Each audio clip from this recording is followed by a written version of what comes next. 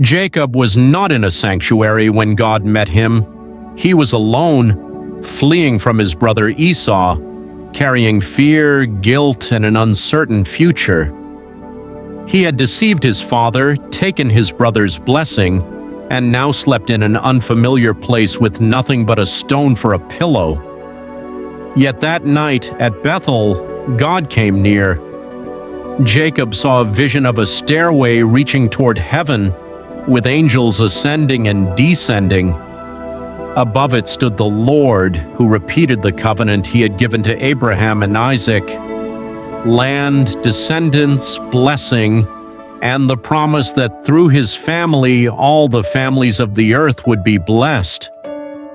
Notice what God did not say first. He did not begin by listing Jacob's failures. He did not tell Jacob to earn his way back into favor. He came with grace and with a promise. Behold, I am with you and will keep you wherever you go. Genesis 28:15. When Jacob woke, he took the stone that had been his pillow, set it up as a pillar, and poured oil on it. He named the place Bethel, meaning house of God. Genesis 28:18-19. Why pour oil on a stone? In the Old Testament, oil was often connected with consecration, setting something apart for God's purpose. Jacob was not making the stone magical. He was marking that place as a witness. God had met him there.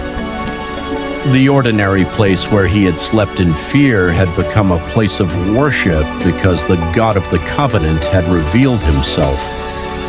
Years later, God brought Jacob back to Bethel. There, after seasons of failure, family conflict, loss, and growth, God reaffirmed his covenant promises, and Jacob again set up a pillar and poured out an offering and oil upon it.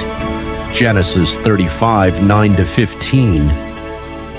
Bethel reminds us that God's grace is not reserved for people who arrive with perfect stories. Jacob met God while running from the consequences of his own sin, and God did not excuse Jacob's sin, but he did not abandon him either. This points us forward to Jesus Christ.